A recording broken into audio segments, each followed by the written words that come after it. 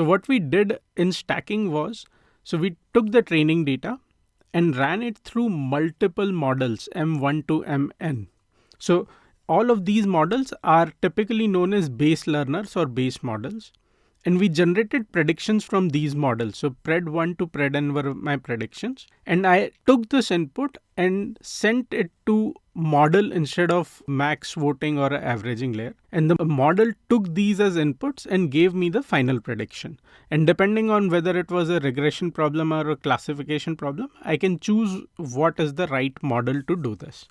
So the concept stacking is very interesting concept, and it opens up a lot of possibilities. Doing stacking in this manner opens up a huge danger of overfitting the model, because I am using my entire training data to create the model as well as creating predictions on it. So the question is, can I become more smarter and can I use the training data and the test data in a different manner so that I reduce the danger of overfitting? And that is what we'll be discussing in this particular video. So what I'm covering next is one of the most popular way in which stacking is used.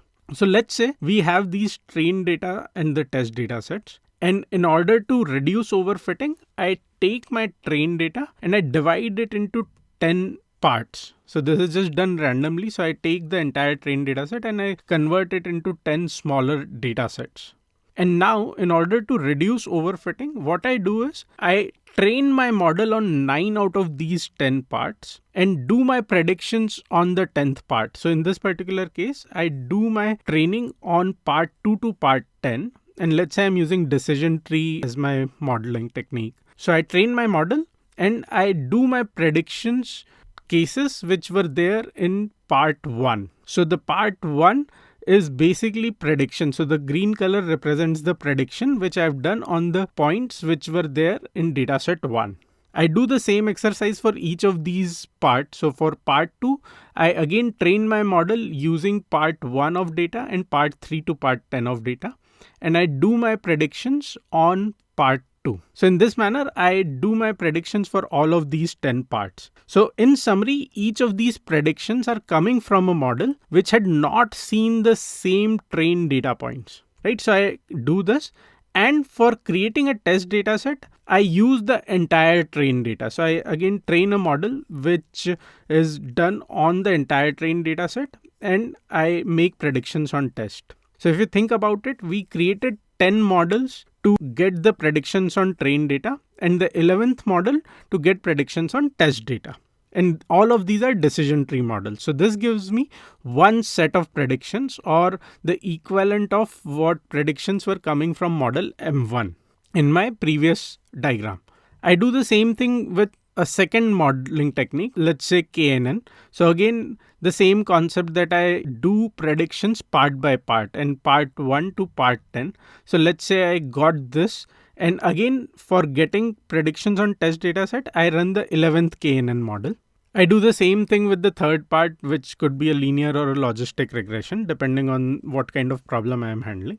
So these are my new base learners in a way. So I now have predictions from 3 different types of modeling techniques, but I have avoided the danger of overfitting. Now you might ask, why am I using 10?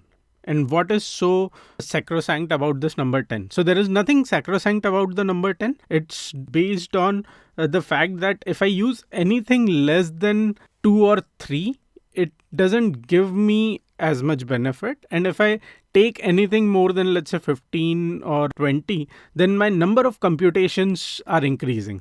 So it's just a trade-off between reducing the overfitting and not increasing my complexity a lot. You can as well go ahead with 7 or 8. There is nothing specific that you have to do only 10. So feel free to choose your own number. It could be 7, it could be 8. But typically I see people using anywhere between 5 to maybe 11, 12, depending on the situation. And you'll see this again and again in ensembling that there are guidelines, but at the end of the day, you need to make decisions based on how many resources you have, how much complexity is there, and what are your production guidelines and what can you afford in production. So I have taken 10 as an example, but you can use any other number as well.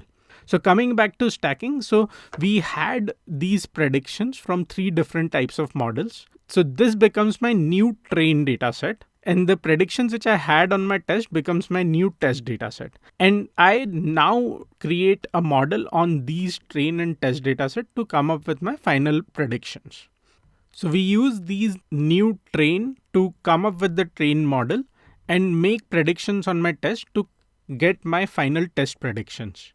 So this is the most popular variant of stacking which is used in industry. Let us look at a few more variations which can be used. So currently, if you think about it, we have used only the new predictions as features on our final model.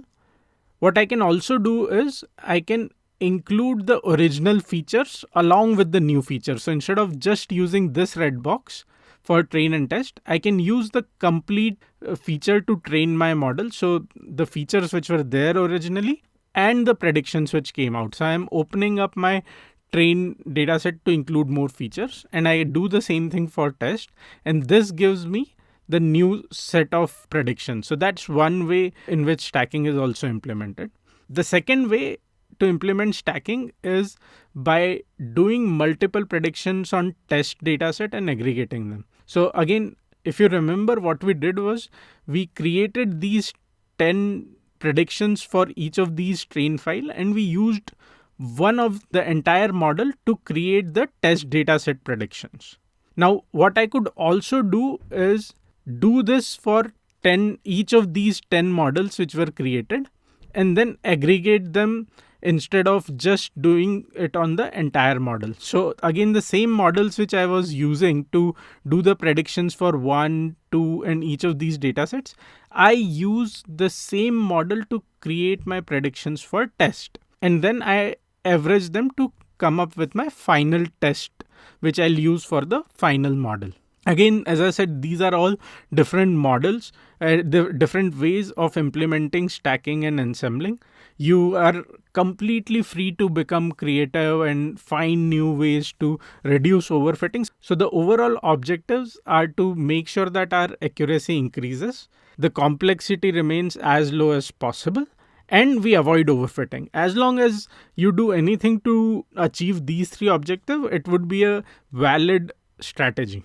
Right. So the third variant of stacking is where instead of keeping one single model on all the predictions, I end up creating layers of models. So for example, in this particular case, I took predictions from part 1, M1 and M2, fed it to another model, model 4. Similarly, I took predictions from model 2 and model 3 and fed it to model 5.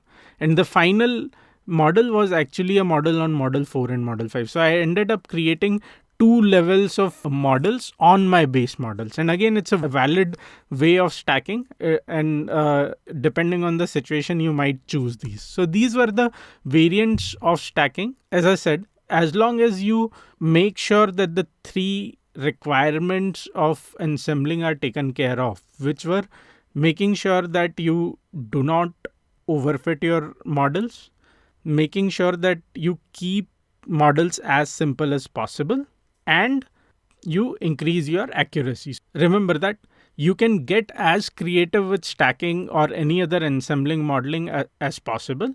Just make sure that you adhere to the 3 requirements which I mentioned, which were you continue to improve your accuracy, you do not overfit your model, and you are cognizant about the fact that with more models, you are increasing more complexity. So ideally, you should keep your model simple. So with those constraints or with those thoughts, any variation which you can come up with would be a valid variation. So I've covered a few variations for stacking. So feel free to use them. We'll also go ahead and implement this in the next video. But if you can come up with your own version of stacking, that's completely fine as well. Thank you.